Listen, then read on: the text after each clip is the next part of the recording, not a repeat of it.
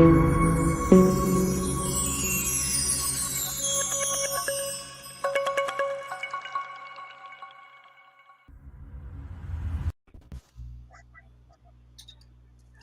everyone. Welcome back to EMD Media's H panel. We are back with the full house today. We are live on Facebook and YouTube. Those who are following us live, please share, subscribe, like, so that many can access our material. Merry Christmas for those who are celebrating today in the Oriental churches. Today is Christmas, so Merry Christmas from UMD Media. H panel starts now.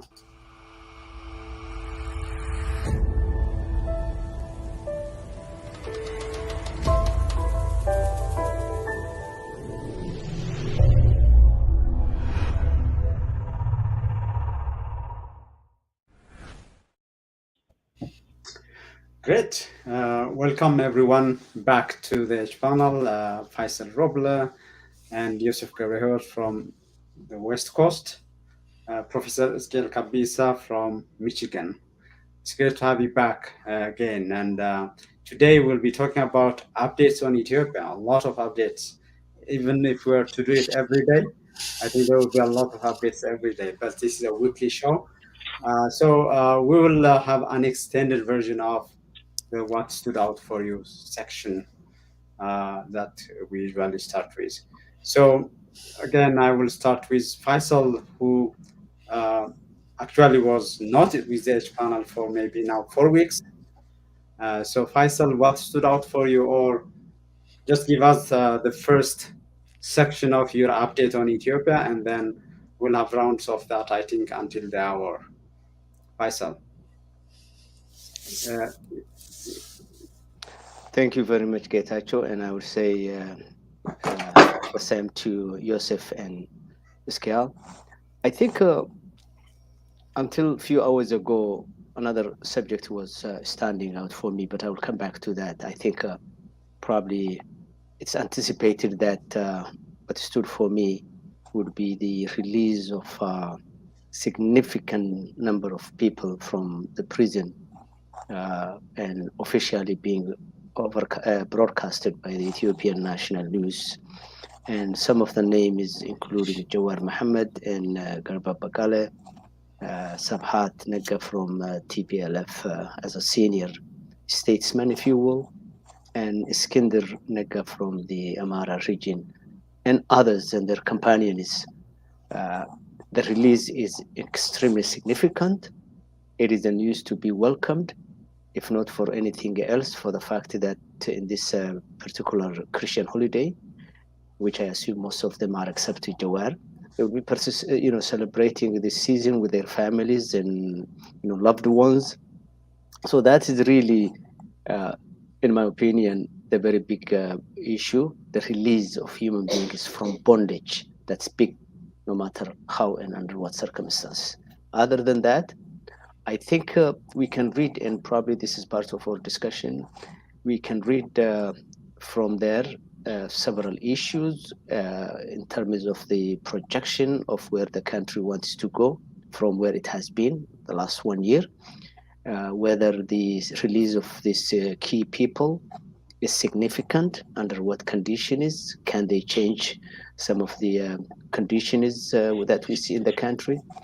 Those are really issues and questions that we need to raise. And then the second thing that stood up for me, which I will come back later on, is the famine that is taking place in many parts of Ethiopia, but in a very particular way in the Somali region, in Tigray, and then in parts of Oromo, particularly in the Borona. Particularly the Somali and the Oromo Borona famine is killing both humans and the livestock upon which they depend, whereas in Tigray, it's a famine directly caused by the bombardment and the blockade that the Abiy government imposed on. So I will stop here so that other colleagues will chime in. Great, thank you, Faisal. Professor Ezekiel? Yeah, it's hard not to say the release of some political prisoners, but definitely significant political figures today in Ethiopia is not something that one could fail to mention. How significant it is, we will have to wait. But as I would say, I would be remiss if I did not say I welcome the release of my friends. So it's not for me as a person. It's not. It is not that political prisoners were released. For me, my brothers, my comrades, my friends were released. So if I didn't say that I welcome the fact that they are released, yeah, I would be remiss not to mention that. Um, but still, uh, in connection with the release of political prisoners, let's hope that this is the beginning of political relaxation in Ethiopia. That this is the beginning of normalization of politics in Ethiopia. They were not supposed to be imprisoned in the first place because they were supporters of the reform that Ethiopians needed and were pursuing for half a century. They were supporters, they were comrades, they were human rights activists. So releasing them is one thing, but let's hope that this is the beginning of relaxation, political relaxation that would lead to the cessation of hostilities in the country everywhere, not only in Tigray, but everywhere. Otherwise, the economic situation is so bad, so dire, that there will be no Ethiopia to rule in the coming year or months. So this is important. I don't want to underestimate that. But it's also connected with other events that stood out for me. The national dialogue. I will just mention it here. Maybe we'll discuss it later on. The national dialogue is also a significant step in this thing that I call relaxation of politics in Ethiopia. I don't I'm not suggesting that it's well designed. It's going to be resolve Ethiopia's political problems. Not at all. But it is national dialogue as a concept is needed in Ethiopia. Uh, its weaknesses notwithstanding, something like that is needed in Ethiopia to get to the bottom of the conflict that had led to the killing of hundreds of thousands of people, that had frayed the fabric of society, that had thrown the economy into the doldrums. That is needed. So it's a significant event if it's done right. Not any prejudging it at this point in time, not pointing out to any weaknesses, but it is important. But also this week, the international dimension to this conflict is also beginning to show some concerns in some circles. Concerns for the United States, but most importantly, in the Middle East, there is concerns in Israel about Israel being concerned about the Iranian hand in the Horn of Africa. So that is also emerging, and in connection with this, there is some discussions in the Ethiopian political class or the political body politic about finding a port to the Gulf of Aden. All of these regional dimensions to the conflict are also beginning to rear their head. So that is important as well. And of course, what were supposed to discuss 2 weeks ago, the human rights dimension that was sponsored by the European Union and then passed the Human Rights Commission in the United Nations. These are all significant events. If they taken together, could show us to the way out of the present mores. Thank you, Professor Scale. Yusuf, Okay. I also share uh, what Hezkiel and Faisal have been saying regarding the release of prisoners and the hope that this will lead to a better condition in Ethiopia. But the one question that has been that I have been obsessively asking myself during the past week, during the past 2 weeks, in fact, is that what does the US want? Does it even know what it wants? I think this is probably the most important question because uh, almost all the main actors in the region, including, for example, even Abiy's latest moves, the release of the prisoners, and his distancing himself from the plight of the Tigrayans inside Ethiopia. Uh, I think that these two moves are made primarily with US as his main audience, as his not the only audience, but as his main audience. He is responding to those two questions: what does the US want, and does it even know what it wants? If it is seeking, for example, a certain balance, a very elusive balance, then he is responding to that balance. Abiy is responding to that balance. I believe that the government of Ethiopia, uh, the Amhara leaders, and the Eritrean government know exactly what they want. So far, they really knew exactly what they wanted. They wanted the complete destruction, or at least the complete subjugation of Tigray through war, disease, and starvation. That's as clear as anything.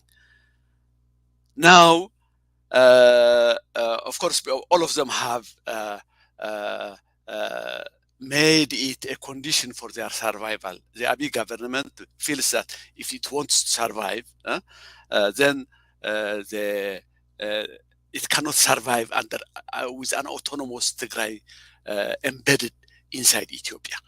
It has to have a subjugated Tigray. So is it with the Eritrean government and with the Amhara elite. Now, the question that we have is, what does the US want?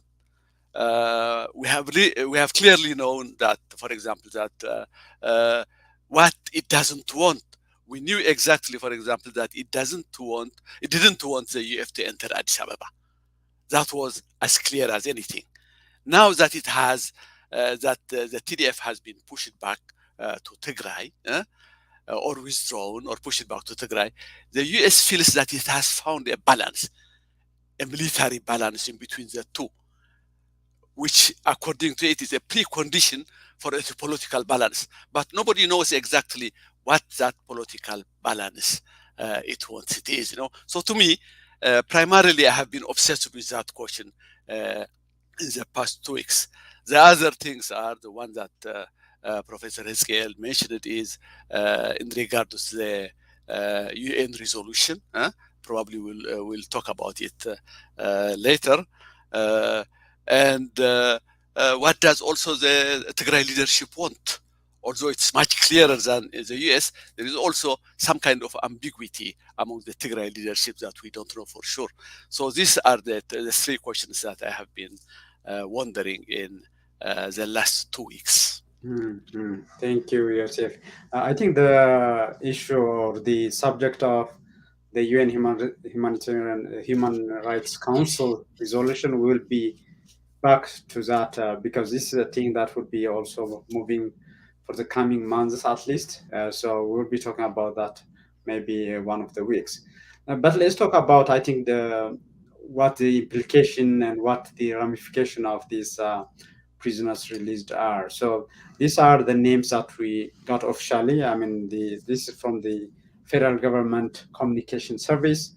Sabhat Nagga, Kabsan Nagga, Abai Woldu, Abadi Zamu, Mulker Zihar, and Kiros Hagos, Jawar Mohammed, and all others accused under the same criminal file, and Iskandar Nagga, and all others accused under the same criminal file. That's the official release. So we don't know under number 7 with Jawar. I think we know Bakala Garba is there. Bakala Garba is there, but we don't know how many others are there as well. So this is Jawar Mohammed, and Baiwoldu was the former president of the Tigray regional state, and Kudusan Nagga is a sister of Sohan Nagga. Um, just, when Sabah Naga was arrested, this is the largest and oldest state newspaper saying that the strategist and the I don't know how I can translate this. So the main leader of the junta is arrested. So this is the man. I think he's 85, if I'm not mistaken, years old, who is released. So what does it tell you? I mean, for our audience, what is the reading that we should have when we see this from the state's largest newspaper, daily newspaper, but also months ago in parliament, this is what Abiy said. ካጠፋ የህግ ስርዓቱ ብቻ ቀን መጨመርም በአንድ ቀን መቀነስም ግን አልችልም።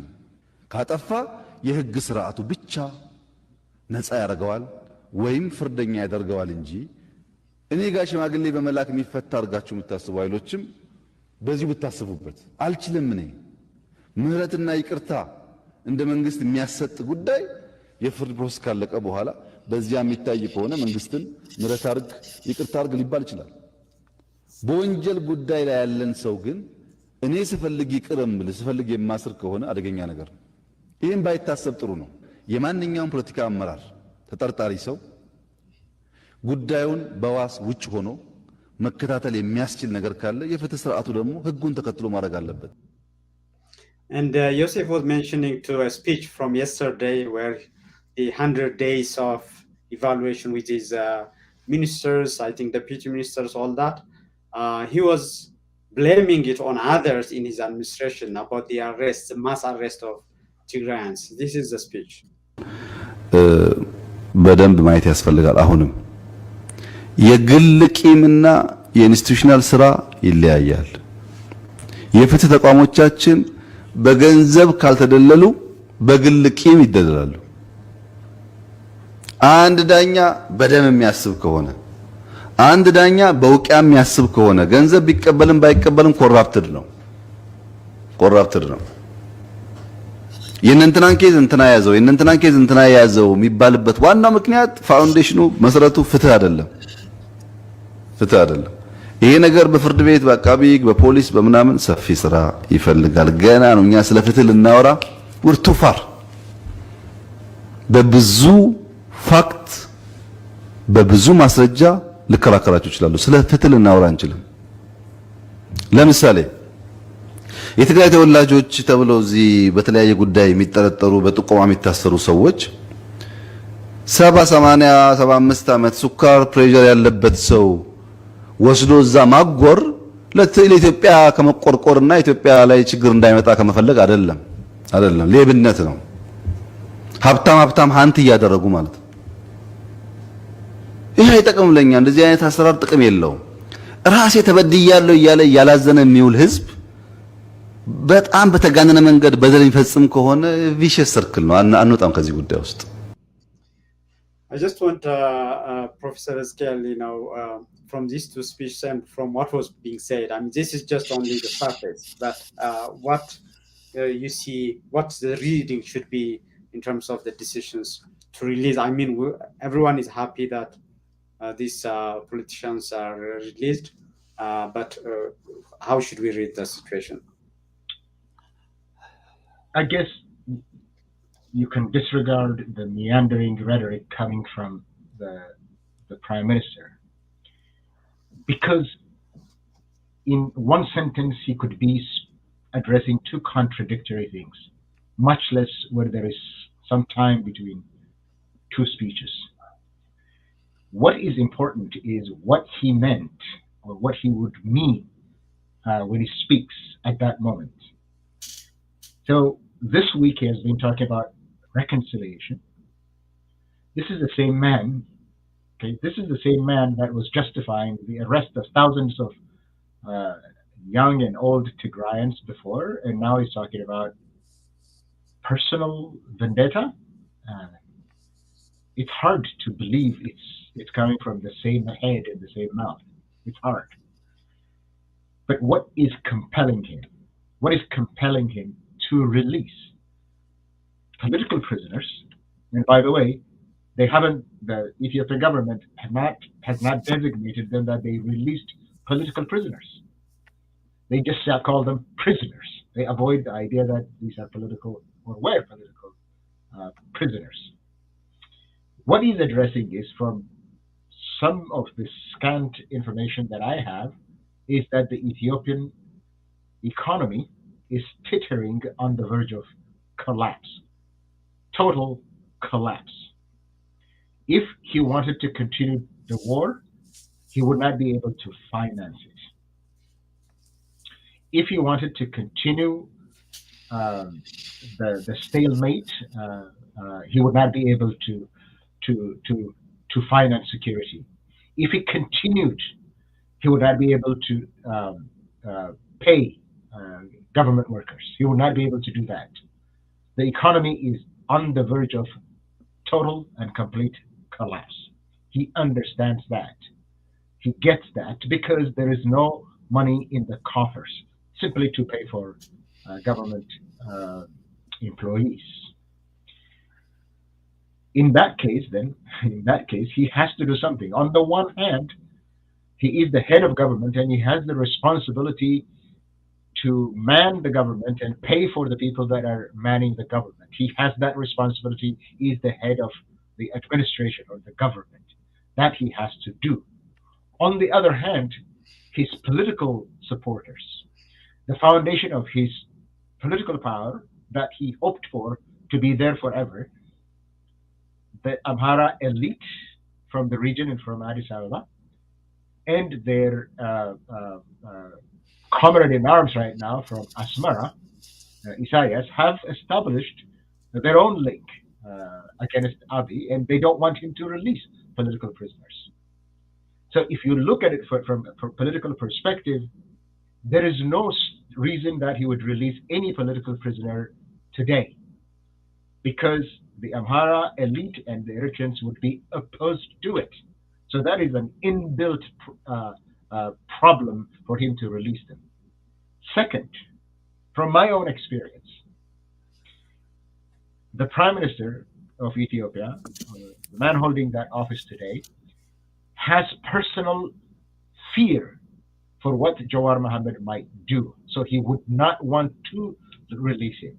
So if you look at it from a political angle, there is no benefit for him to release them if he wanted to go forward with his Ethiopian nationalist agenda, as opposed to Amhara nationalist agenda, that is, Ethiopian nationalist agenda, with the Amhara elite and the Eritreans as a foundation for his political program. If he wanted to do that, releasing them would not favor him staying in power at all. And he knows that. And you could see today the reaction from the Amhara elite that they're saying, oh, monarch, if you release them, your days are going to be numbered. You can see that from his own supporters. But on the other hand, the economic malaise, the situation in the country is on the verge of collapse. Earlier, Faisal talked about famine in Ethiopia this year. In Ethiopia, there was no agriculture, even in the area that were supposed to be placid or peaceful to somewhat, or a little bit relatively better than other places. The farmers have not plowed their field. They have not sown. They're not going to harvest anything. There is an impending famine in Ethiopia. There is no economy to rely on. Between these two, he just was forced. His hand was completely forced to side with the economic side, or to respond to the economic side by relaxing the political tension. That's what he's talking about. This is the same man that was opposed to, as we just showed here, opposed to releasing them by administrative fiat, which is what they did today. The Attorney General dropped his case against these prisoners. That's what he did. That's what he was opposed to. So his hands were forced today by the collapsing economy of Ethiopia.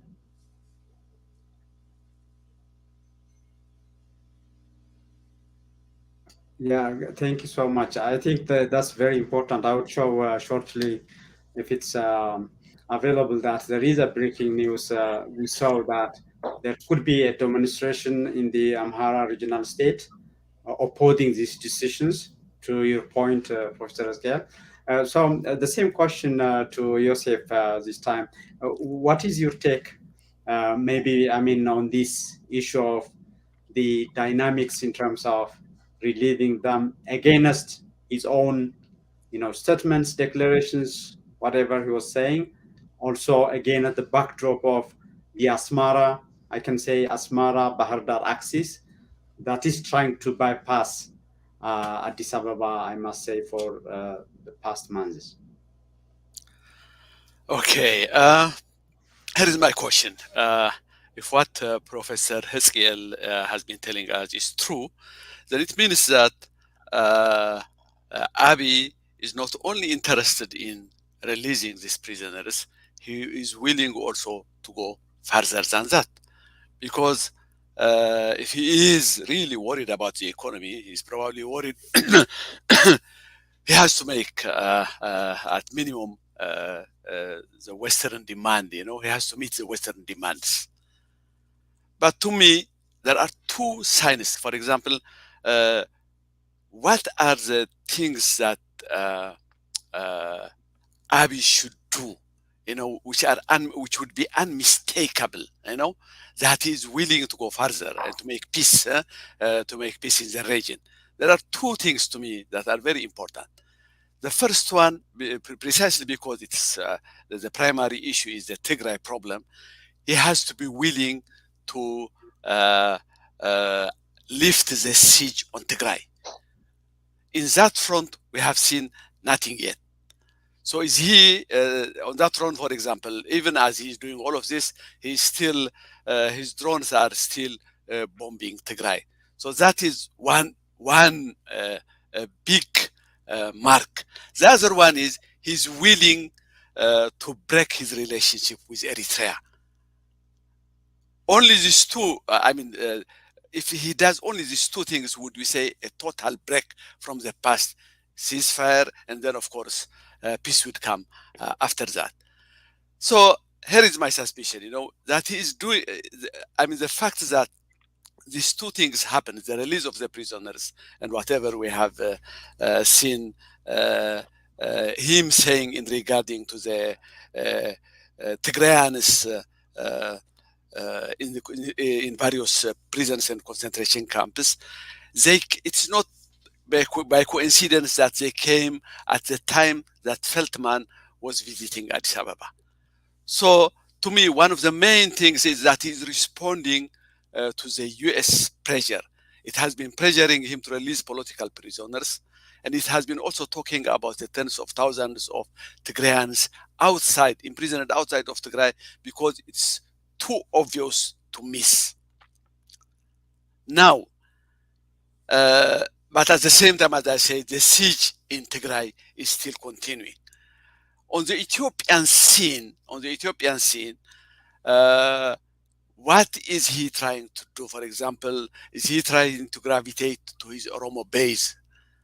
One of the questions that people are raising is that one. For example, that would that relieve him from depending too much on the Amhara elite for his support?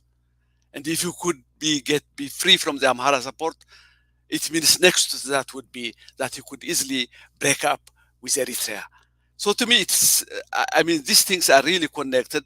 One of the things that we have to know is that whether I think that on the back of his mind, he's still trying to manage things. What he has done already, releasing these political prisoners, I think in his mind that it's still manageable. He believes that he's still in control, even when he releases these political prisoners. So the next week or so probably would tell us exactly where he's heading. I'm not sure exactly now whether it's part of the theatrics that he wants to convince the West, believing at the same time that you could manage this release of the prisoners, or as Professor Hitzkiel says, that there is a real economic problem and that he really is seeking out he's really seeking out a solution out of this problem. I think we need probably a week or two to figure this out. That's what my I think the reality of the economy has been there. I mean, we reported on EMD media as well. We raised it here at the panel as well. One thing that Faisal, before you commented, what I mentioned before. So this is breaking news from one of these with a lot of people following. So this is talking about the in Amhara regional state, upholding the decision of the government. There will be even strikes, I think, and all kinds of demonstrations. That's mentioned. I alluded to the fact that there has been a Bahar Dar Asmara axis. To that point, I think we can show that informed people as early as August were talking about there is a direct communication bypassing Addis Ababa, and people are saying reportedly this is facilitated by Naaman Zallaka from the US and Andargacho Tsege from the British, from England. So this is actually what was reported. As you know, he was in the news for inciting genocide following Abiy to the battlefield. So these are what we heard from you, through UMD media sources, but you can comment on that or the bigger ramification, Faisal. Yeah, I think personally, I know Naaman when he was in Los Angeles, and if anybody hated Eritreans, not Eritrea, not Isaias, but Eritreans, he was one of them. I know him very well. We used to run around the same circle. And I also wrote an article on Dargacho when I stumbled across a meeting that he had in 2019. And what I heard him in that exclusive meeting at that particular time, I expressed my opinion. If you really want to see how fascism has been evolving in Ethiopia, you don't have to look only when what Prime Minister Abiy says, you have to go beyond that.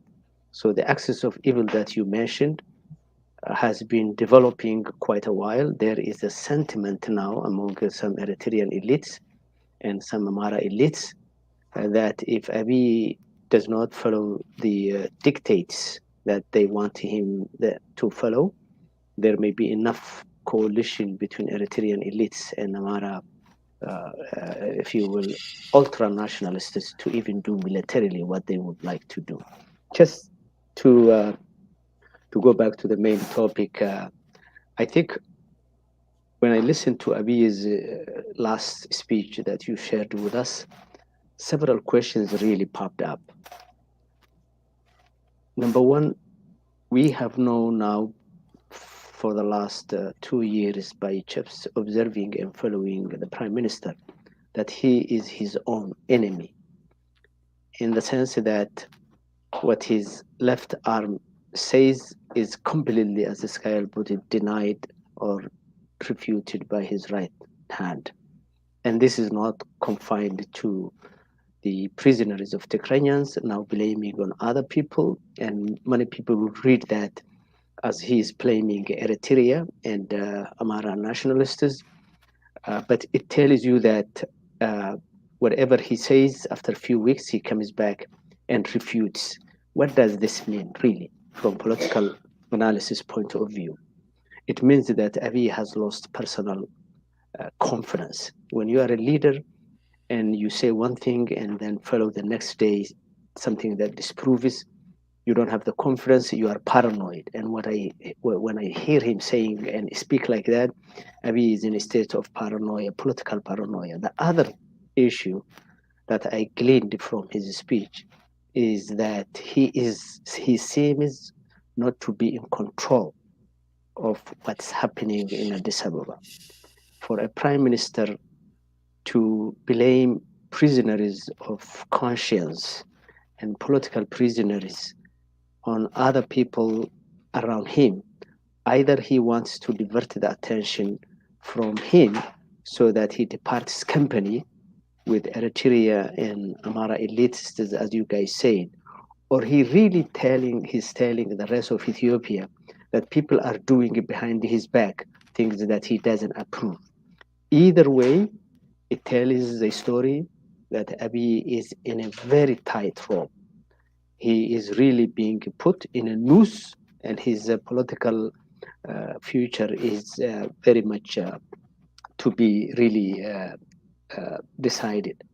In terms of the economy, I agree with you. I think we have exhausted for some time that the economy was in shambles, beginning from August, I think, 2020, when he changed the currency, which really completely took Ethiopia into a doldrums, followed by the war. And between September and November, before TDF moved back to its this area, Abiy spent close to $300 million on buying weapons from Turkey and other places. And prior to that, the economy was in shambles. So I totally agree with everybody that that the economy is a factor here. But here is the other factor. You have to always analyze Ethiopia's conundrums in the triangle of the three national groups that are dominant in the politics, and that's Amhara, Tigray, and Oromo. And Abiy is in the middle. Abiy, for a while, gave himself totally and fall into the hands of Amhara elites. And they were the ones who were really pushing in a big way the war in Tigray. What we see today and what's evolving from, I would say, seen as TDF moved back, and listening to some of the media around that cater to Amhara elitists. Basically, Abiy knows that he lost the Amhara, in which case he probably lost Eritrea. Is he trying, and he knows he cannot get Tigray and Tigray TTF for a while. It will take momentous not to release Sebhat Nega, who is 80 plus years old, or most of the people from Tigray who have been released don't really have any commanding role in the TDF and the Tigray governance. These are elders, these are people who worked for some time for Tigray and no longer in the political scene. So their currency beyond the humanitarian issue is very limited. The big factor is the release of Jawar and his company, and all the entourage that's with him. Is he, as Joseph was, indicating, is Abiy trying to find a home in his original constituency? If he's trying to do that, he has to do several things. One, he has to come back to the constitution that he has been trying to destroy for the last 3 years, which openly respects and recognizes the rights of nations and nationalities, including and up to secession, if we get to that point. He needs to come back to that. He needs to earn the trust of the Oromos, which he has lost in a big way. And if he has to do that, his release of Jawar and his company should be more than rhetoric, more than humanitarian. He should come out to the country and tell them that he released these Oromo leaders, and they will be politically active, and any negotiation and resolution to the conflict will refocus on the issues that they have raised for so many times before they were arrested. Other than that, I think Abiy may not have any support from the Oromo as well as from the Tigray groups, which he has lost. So he's in a conundrum. I see him as a person who is really losing the center. Would there be a coup by the access of Eritrea and Amhara elites? I'm not sure about that, and the West will not accept that.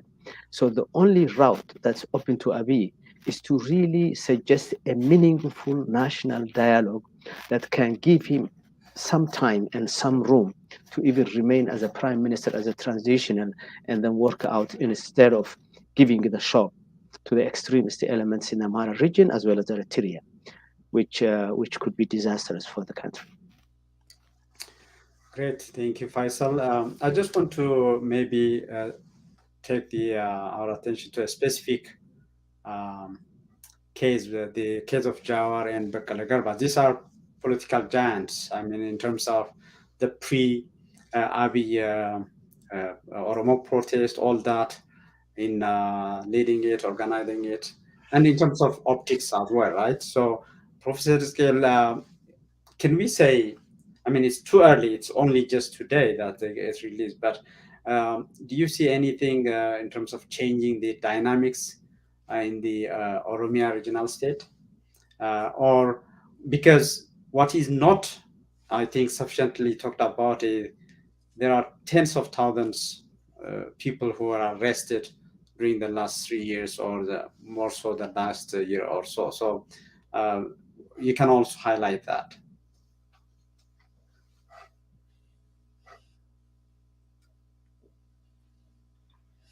Yeah, thanks.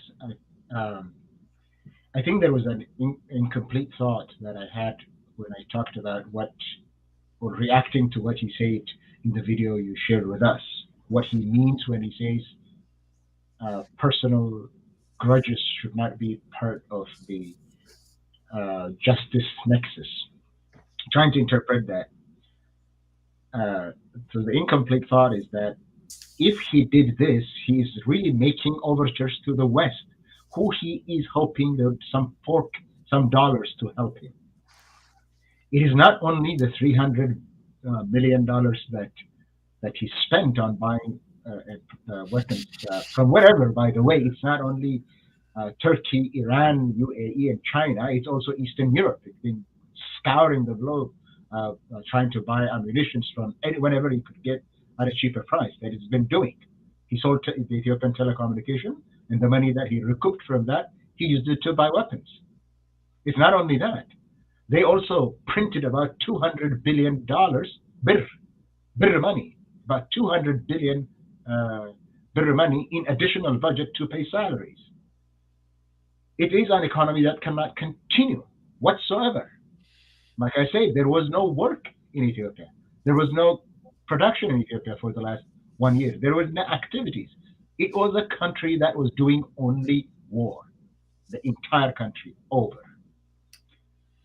That might get his attention, and what he is doing is he is hoping that the Westerners, who have their own vested interest in that region right now. Look, China is not only there, China is also naming, perhaps for the first time, a special emissary to the Horn of Africa, countering what the United States and to some extent France and the AU had done. China was in, the Chinese foreign minister was in Ethiopia a month ago, and he was in Eritrea a couple of days ago, and he was in Kenya. So they are there. They have a vested interest there. And for the United States and for the Western world, Ethiopia is a significant country, as it is a gateway for China into Africa. The United States needs Ethiopia. They need stability in the continent and in Ethiopia. And Ethiopia is a heavy weight in terms of its population and it's in terms of its contribution to peacekeeping in the past in Ethiopia. So they have that interest. Stability is what the United States is interested in, not human rights, not other issues, not values-based diplomacy, but interest. So they have some interest there. They have interest in maintaining stability. So Abiy is hoping that they would come to his rescue. I'm not sure they're going to do that. They have their own conditions, but that's what he's hoping for. He also released some older people on basis of charity from Tigray. That is also an overture that he's probably trying to appear to be doing something. What I said at the beginning is the relaxation, the beginning of the relaxation of politics. To relax politics in Ethiopia, he has to resolve the Tigray issue. Resolving the Tigray issue means ceasefire, cessation of hostilities, and the humanitarian unencumbered access. He has to do that. Not only in Tigray, but in the rest of the country, he has to do exactly the same. Ceasefire, and I'm not even talking about politics, ceasefire, cessation of hostilities, and maybe negotiate an end to the conflict all over Ethiopia. Beyond that, he has to release all political prisoners. There's thousands of them in Oromia. Just because Jawar and Bakala and a few other Oromos were released, that is not going to get him in good grace with the Oromo people, because at the same time that he released leaders of the KFO, none of the Oromo Liberation Front officials were released. None. To be honest, nobody knows where they are. Nobody knows where they are. So if you talk about politics in Oromia, that he's trying to return to his roots, well, in the first place, he had no roots in the Oromo politics. But he is trying to placate Oromo sensibilities. Well, then you're releasing KFO officials and not even identify where the Oromo Liberation Front officials are. What about the thousands, maybe tens of thousands of young people that were imprisoned, that are imprisoned all over Oromia? All over Oromia. What about the killing field that is now known as Oromia? How is he going to do that? So the release might be the beginning. That's why I said beginning of relaxation. Relaxation means all of these. And that is only the beginning of the relaxation. It is not a return to democratization, because the war and conflict in Ethiopia is the failure of the transition to democracy. And I am not even talking about that. This is about relaxation of hostilities, relaxations of tensions, political tension in the country. He has to do that. If he doesn't do that, this is not going to serve him well at all, because, as I said, there is thousands of Oromos that are all over Oromia. There are thousands, and let me add one more thing to this. He has to also stop the armed vigilantes that are crossing over to Oromia from the Amhara region and killing farmers, burning their cattle, burning their homes. He has to stop that. So there is a lot to be done if this is relaxation and return to some kind of normalcy in the post-civil war, post-genocide Ethiopia. Maybe this is a turning point. Maybe it's not. I don't know. But what he is trying to do is, that I was just trying to say, is that he cannot continue the war either. He cannot continue the war into Tigray either, and he knows that.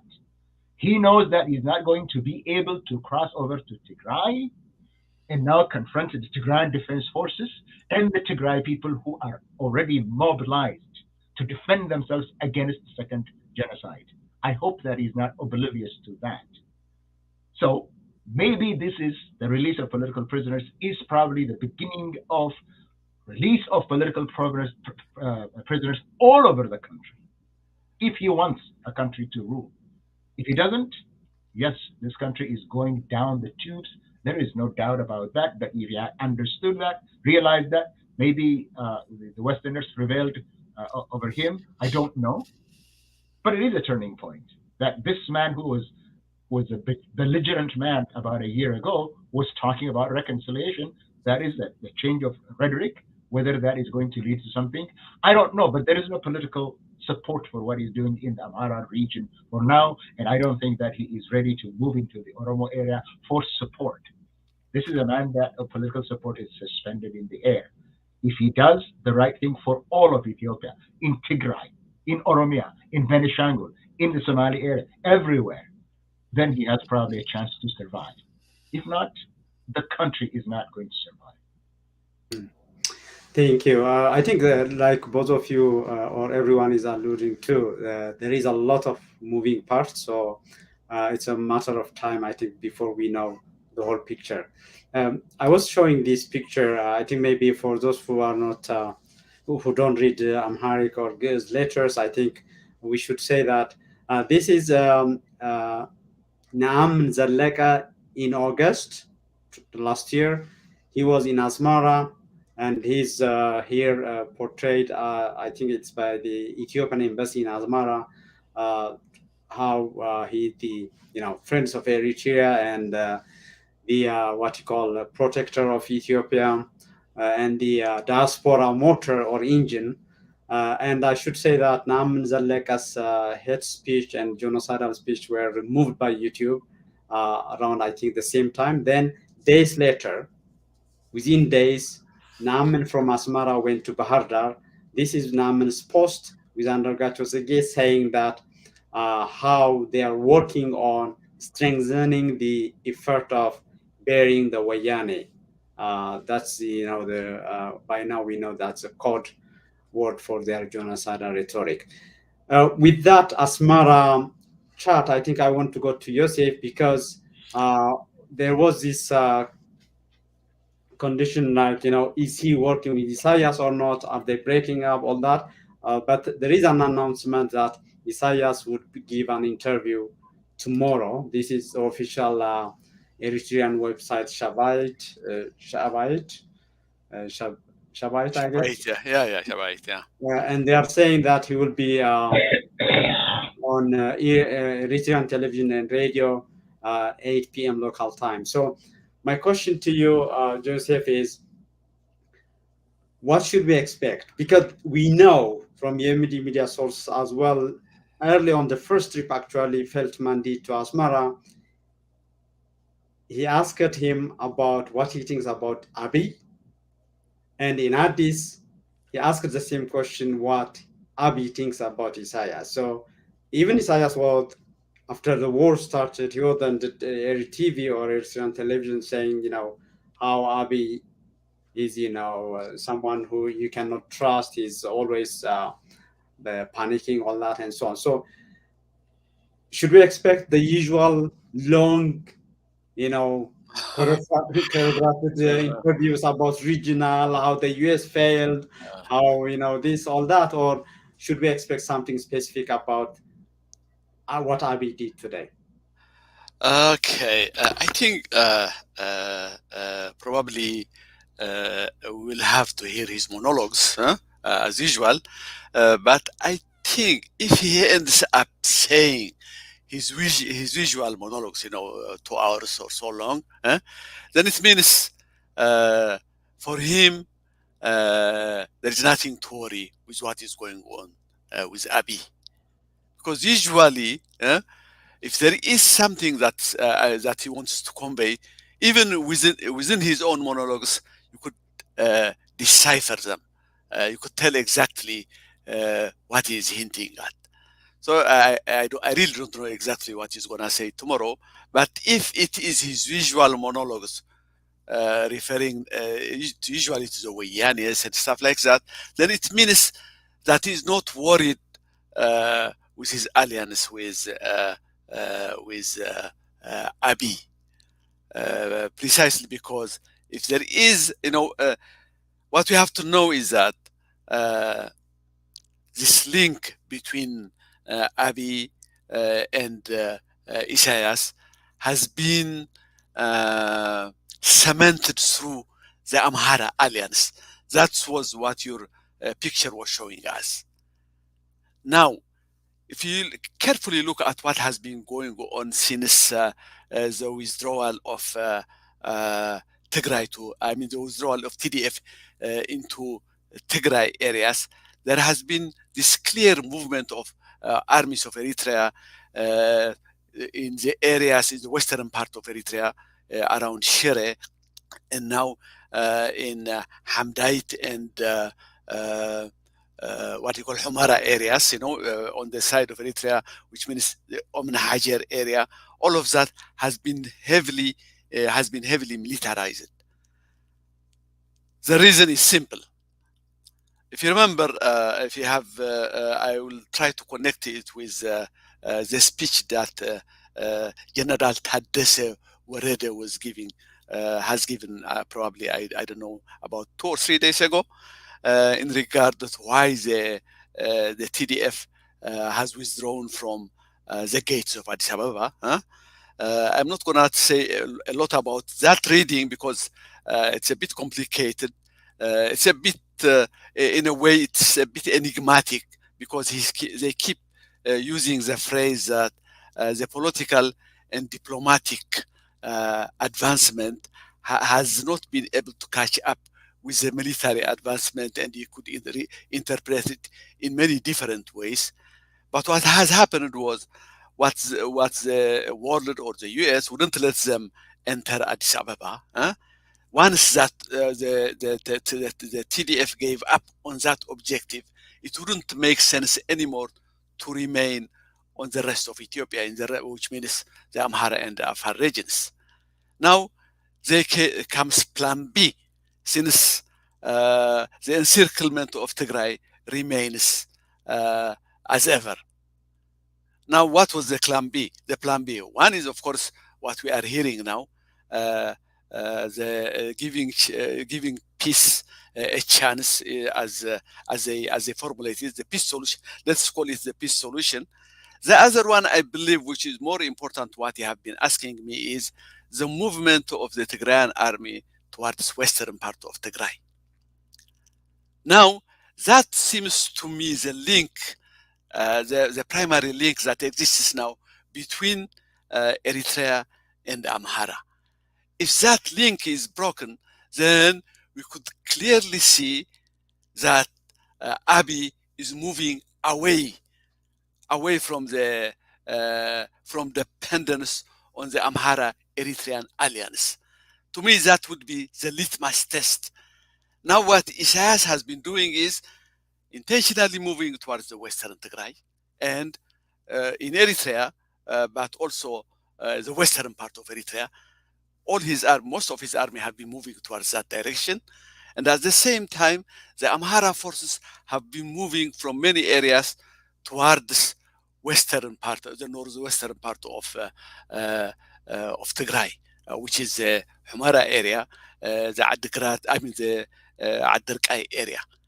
That is the link now that they are, precisely because if Tigray finds a passage, a corridor of passage towards Sudan, to me, paradoxically, people, unlike the crisis group, I believe that would be the beginning of the peace process in Ethiopia, because it will clearly be a sign to Ethiopia that it has to stop the war, because if it cannot win the war with Tigray encircled inside Ethiopia, and between Eritrea and Ethiopia, then it would never win a war with Tigray that is connected to the Sudan.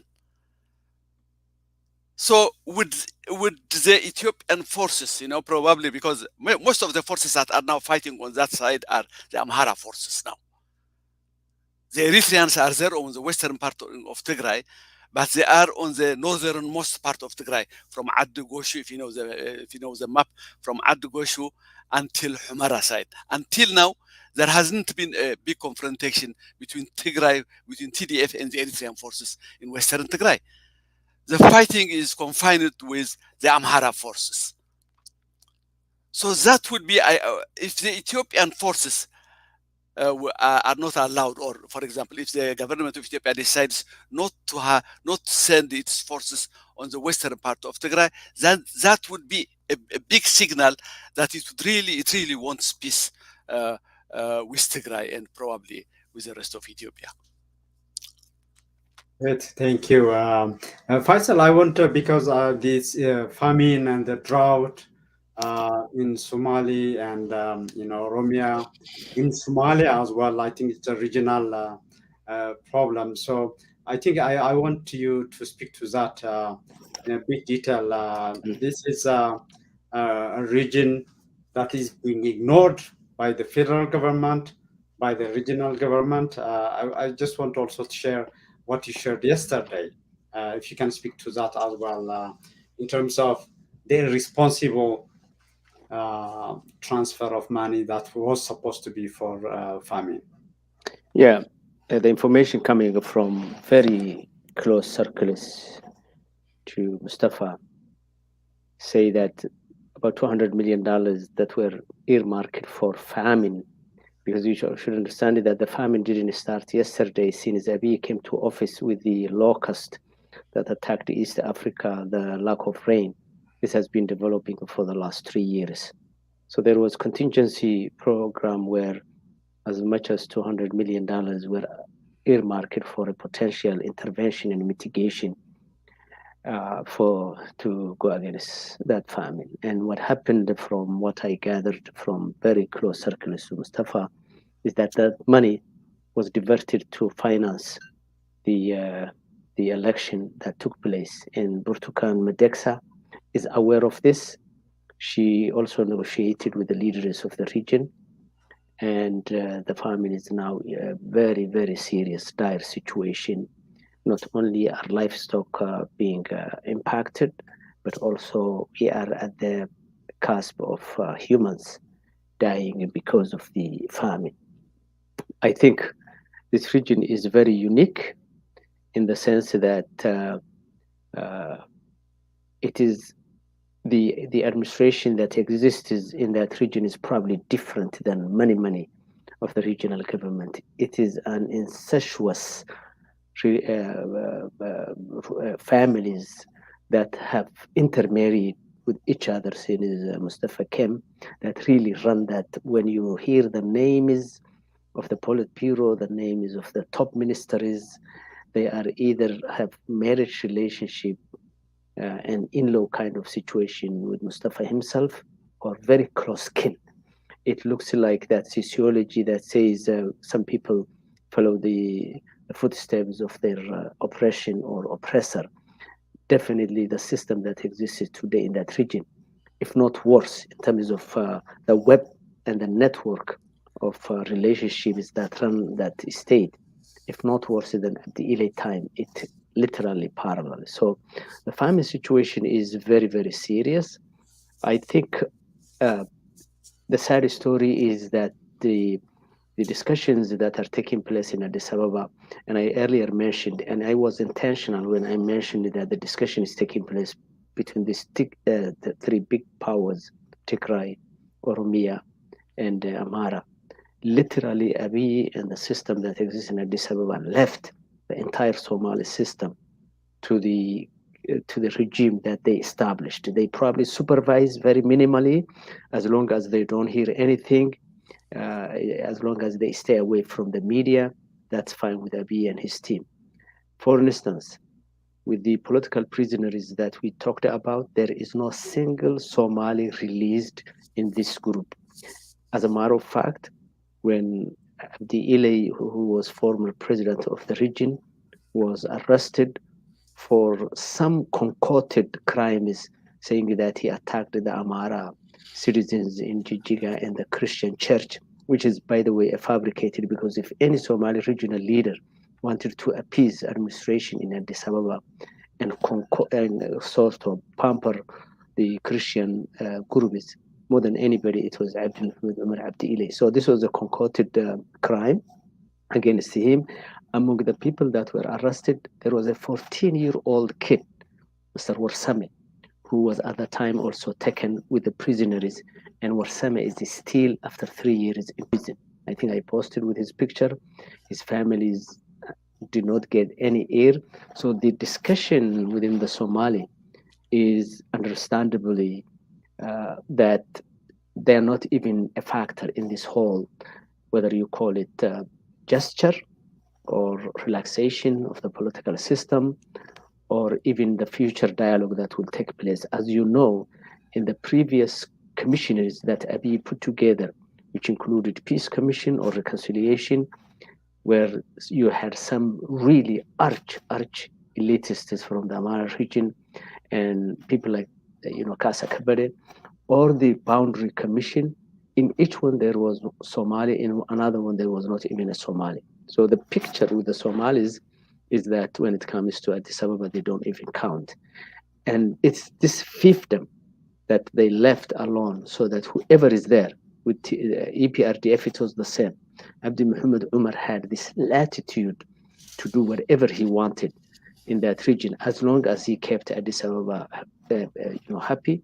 With Akhtar, it's even worse. So the $200 million that have been initially earmarked for famine contingency program is now gone.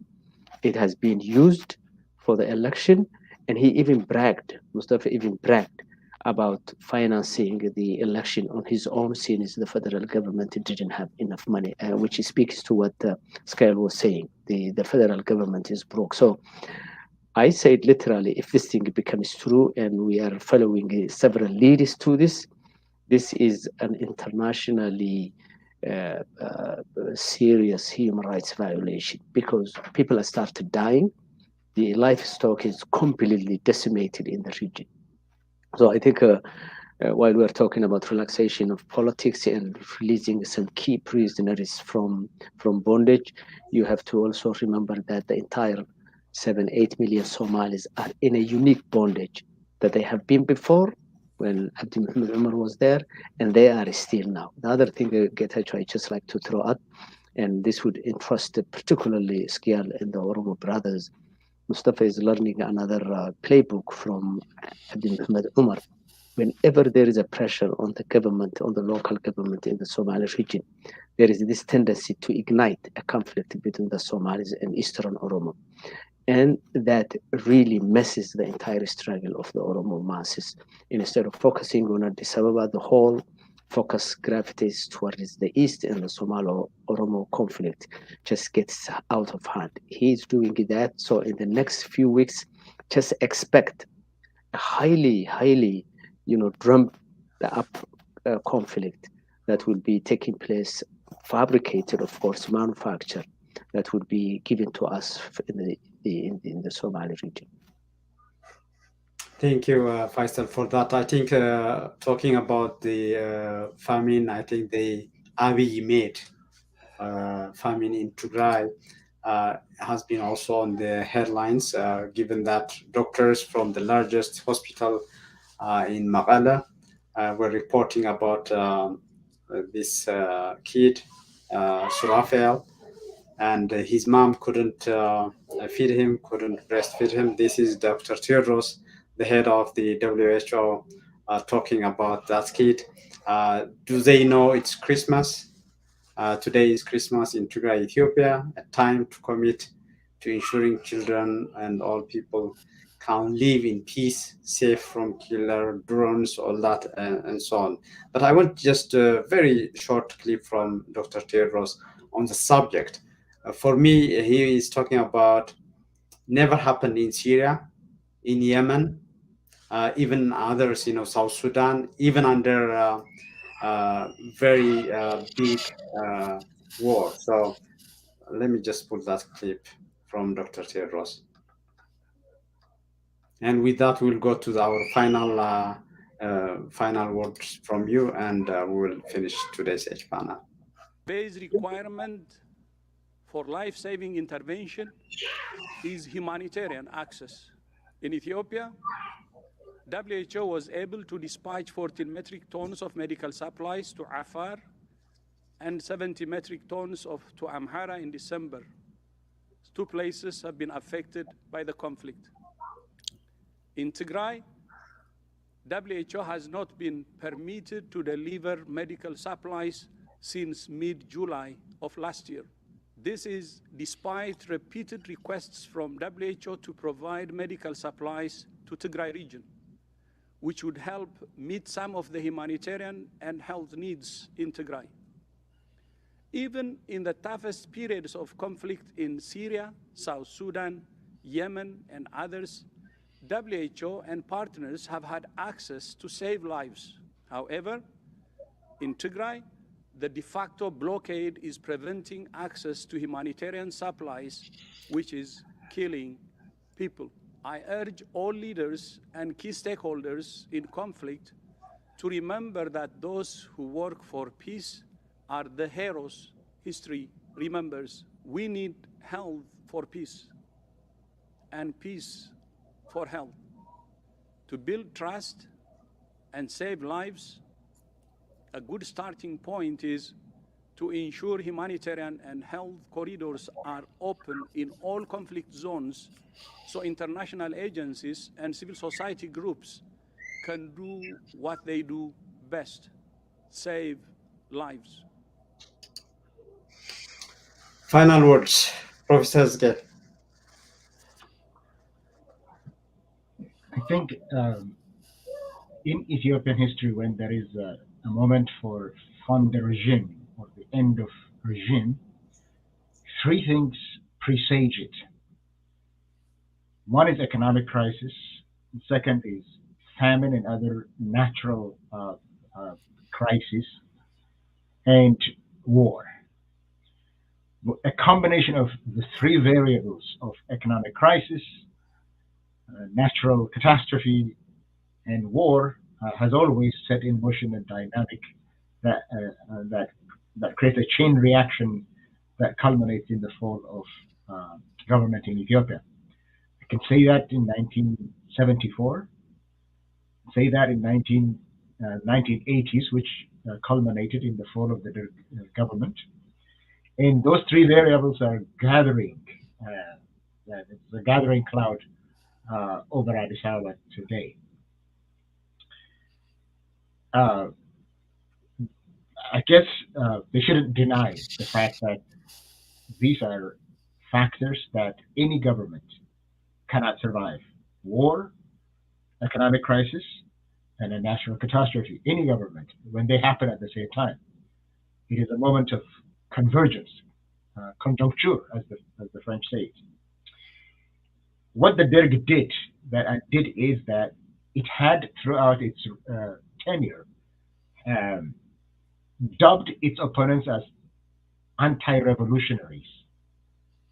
On the one hand, it creates enemies like the US, the imperialists, the bureaucratic capitalists, the CIA. It creates enemies on one side, creates enemies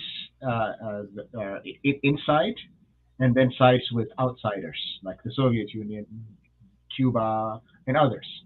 That they do the bidding of outsiders in Ethiopia. The EPRDF government also had enemies internally. They call them anti-peace and anti-development. They create enemies inside Ethiopia, and outside they had terrorists and Egypt and others, even though they were able to handle that better, but also aligned themselves. Interestingly, a balance between the West and the East under the EPRDF.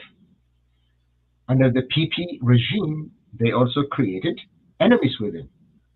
Anti-Ethiopia, anti-prosperity, and recently anti-Pan-Africanism. They just create enemies, created out of nowhere. You can't be Ethiopian and be anti-Ethiopian, and nobody in their right mind would be anti-prosperity, but they create enemies like that. And on the other side, they create external enemies like the United States, Western countries, the CNN, Amnesty International.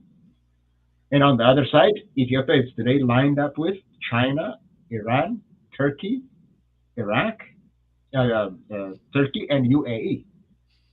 What do they have in common? They are all autocrats. So at this moment in time, when these three things are converging, it behooves Abiy Ahmed and his cronies to see that you cannot overcome three crises together. The combination has always done away with the existing regime. But your lineup is with the dictators of the world. Well, it's a moment of reckoning for the regime of the PP. That's all I want to say in terms of the final word. Thank you, Professor Eskel. I think talking about the Pan-Africanism, I think we saw that a well-known xenophobic person from South Africa was welcomed at the VIP at Addis Ababa Bole Airport by officials of Abiy Ahmed this week. He was welcomed as a Pan-Africanist, a xenophobic person who all over the place has been saying that Africans out of South Africa. Final word, Faisal. Thank you very much. Yes, I think it saddens some of us to see Pan-African concept being played like that with some people who don't even understand what Pan-Africanism is. Pan-Africanism has some tenets that its framers really put aside. It was anti-slavery, it was anti-colonial, and it was anti-classism.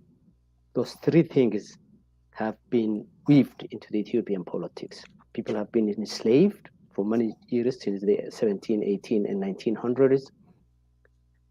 It has colonized people like Somalis, and Oromos and Afaris, and it has one of the worst feudal class system. So if anything wants to honor Pan-Africanism, they would stay away from associating that with Ethiopia, not to mention that any Pan-Africanist would have decried to see that young picture in Tikrai Mekale, who is dying out of medicine and food on a Christmas day. I'll leave it at that. I think the xenophobic South African guy, he's a bum. He's he's known to have created xenophobic feelings against Somalis who carry a lot of businesses in South Africa's ghettos. So for them to find that kind of cheap person is really a sad story. Just 2-3 things, and I'll stop. I think a famine is a man-made disaster. Drought is one thing, and in the West we are accustomed to see drought every year, particularly in the state that I live, California. Drought is something we live with, but we have mitigation programs. We preempt it, we manage it, and we try to mitigate, if not 100% of the impacts, but a big part of the impact. When leaders fail to provide to their citizens the services that you need, you create famine in the midst of drought. So the famine that we see in Tigray, the famine we see in Somali region, the famine we see in Oromia, the bread basket, not only for Ethiopia, but a region that could be a bread basket for the entire Horn of Africa, is now seeing famine. So we should consider this famine as part of Abiy's PP politics. The second thing I'll just throw it is if Abiy wants to get out of the quagmire in which he put himself in, I think he wants to make sure that he goes back to a state of governance that gives credence to the existing federal constitution, that protects and preserves the rights of nations and nationalities, including their own governance.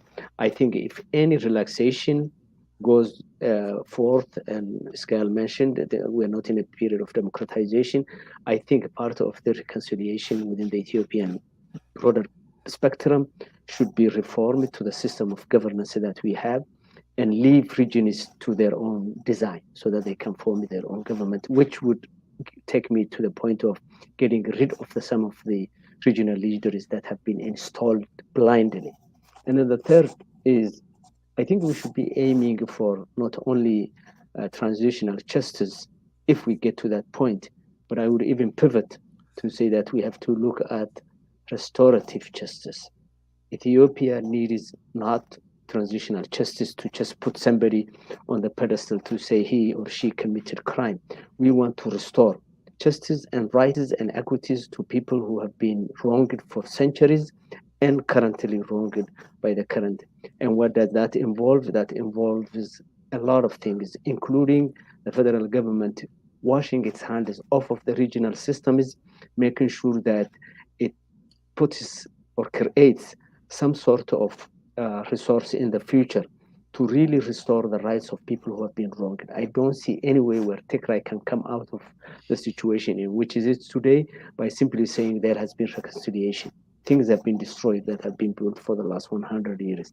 The same is true with Somali region or Oromo region, or even some parts of Amhara region. So I think we need to pivot from transitional justice to what we call restorative justice, which is more broader and more encompassing into rebuilding the fabric of the society that has been destroyed by successive systems of governance in Ethiopia.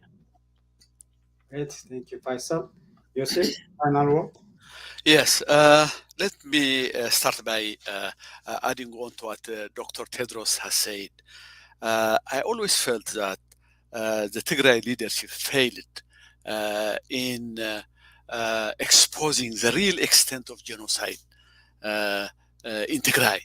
By simply focusing on the massacres, for example, the massacres that have been going on in Tigray, and also the rape of women. Although, of course, those two are two important cases, they have failed to show the extent of the genocide of Tigray. Why? Because I think that Tigray should be taken, as I have said before, as a concentration camp. The entire Tigray should be taken as a concentration camp, with more than 2 million people displaced, with hundreds of thousands on the verge of famine, with all kinds of services being cut off, and with the Abiy government clearly saying that we will not let any medicine, any food, any kind of service getting into that country. It is treating the entire Tigray as a concentration camp.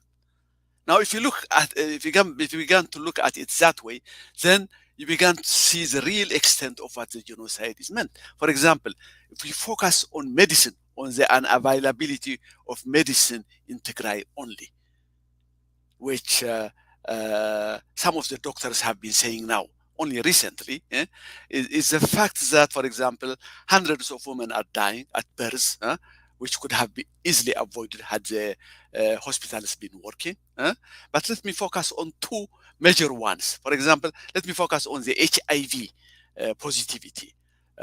In Ethiopia, it's about 1.5% at this time, which is probably in between 1.5 and 2 million people are HIV positive in Ethiopia.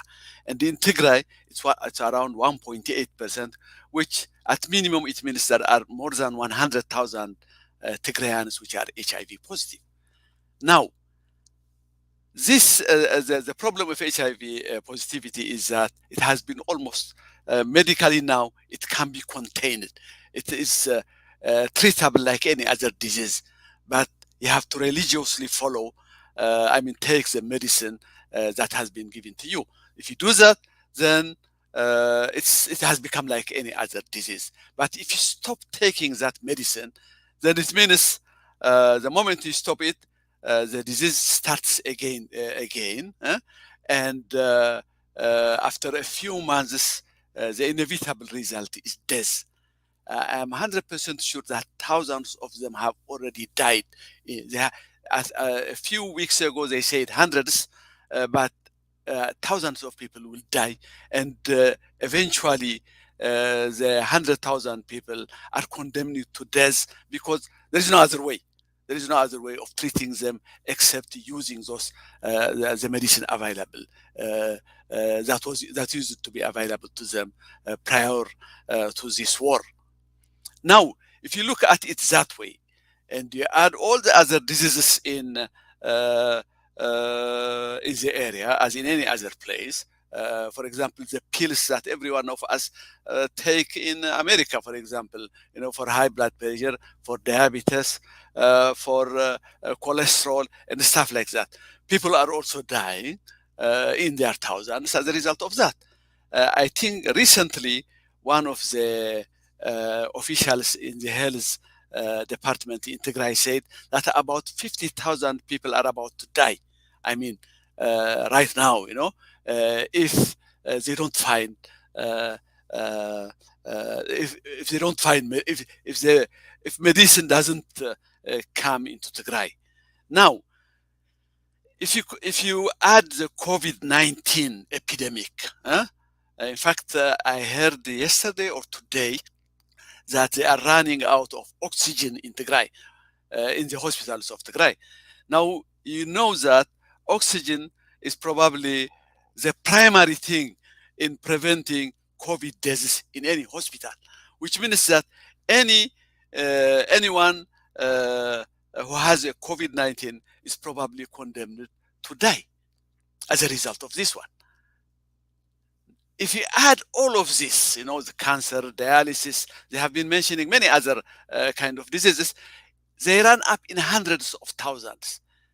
And my suspicion is that right now, there are more people in Tigray that have been dying as a result of lack of medicine rather than the lack of food until this point in time. But even hunger, but even those people who are dying in hunger eventually end up, in the previous, end up as a result of having a disease. So even those people need medicine if they are to be saved. So we have all of this. So you could easily see.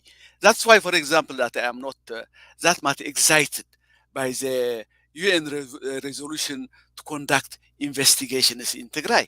It's like asking the Tigray government. It's like saying, okay, allow us to enter into the concentration camp in order to see what is going on over there. And probably they have in mind only the massacres and the rapes that have been that has defined the Tigray genocide up to now. Having said that, you could now we can see that. To me, the problem with the Abiy government is it's really a genocidal government. How do you make peace with a genocidal government? How do you compromise with it? How do you create a dialogue, a reconciliation, an agreement with a genocidal government? That is the question that the US has to face, because there has been no precedence, be it in Rwanda, Yugoslavia, Germany, South Africa. Always genocides come to end when the genociders are defeated. You cannot convince genociders into stopping their genocidal tasks. You either defeat them, or if you cannot defeat them, the next best thing is to separate them. For example, the Darfur case is a good example of a separation used by, of course, the UN peacekeepers came in between the Darfurians and the Janjaweed Arabs in between them. It doesn't mean they solved it. They solved the issue. It still remains now. But at that point in time, the only thing that you could do is separate the genocider from its victims. But in Tigray, neither the UN nor the US are willing to put their, peacekeepers in the region. So to me, even the idea of separation, separation as independence from Ethiopia, separation from Ethiopia, goes along that line. That's the only way you could solve a solution between the victims and the genociders. Else than that, I don't see how this compromise is going to work. That's why I believe that even as the US has is trying to find a balance, it's an elusive balance. It's an impossible balance. It's trying to find a solution wherein Tigray remains part of Ethiopia and the Abiy government remains in Ethiopia at the same time. So this compromise in between these two is almost absurd to think about it. I don't understand how they will ever come to achieve it. I could understand, for example, in the case of Abiy, he could compromise on anything except on one thing. He's unwilling to give up power in Ethiopia. So you have to accommodate. You have to accommodate on that, and then of course you have to work your way around that one. How do you do that? That's what the US have accepted, and how do you do that? Okay, so I will leave that question. I will leave my comment to that question. Okay. Thank you, Yosef. I think I should tell our audience that we have taken a lot of time today, given we were not here for the past weeks, but we'll always keep it to 1 hour plus or minus. Thank you so much for your time, panelists, today. I think there was a lot to cover, but you, as always, excellently covered it with a lot of insightful interventions. With that, I wish you again, for those who are celebrating, our audience, our panelists, Merry Christmas. Again, a second chance of Christmas. With that, we finish our show, and I have some announcements to make. Maybe what we will get back to our audience is this show might move to Sunday, but we will first agree between the panelists. So stay tuned to our Twitter account, Facebook account, YouTube account. We will announce if there is any change to our weekly show. Thank you, gentlemen. Thank you. So a lot of announcements to make on upcoming shows. So Sunday, Sunday, there will be a new show, Sustainability Insights. This would be started with Professor Ronald Wennersten.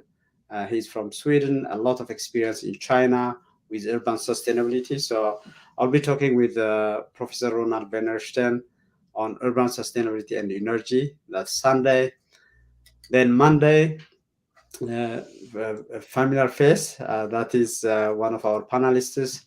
He has been to the Horn of Africa for a couple of weeks, to Djibouti, Kenya, and so on. Faisal Robla will be talking about state of the Horn of Africa from his visit. And then Wednesday, the author, public speaker, well known, who, for those who have followed him, he's making a lot of public speeches from Oprah show years back to a number of public speeches. Maui Asgadom will be speaking with me on saving Tigray. He had an advocacy initiative that was Save Tigray. So I'll be speaking with Maui Asgadom on Wednesday, and stay tuned to our show. With that, H panel ends this show, and please subscribe, share, like to our show so that many can access our material and to support our programs. Bye from my side. See you on Sunday.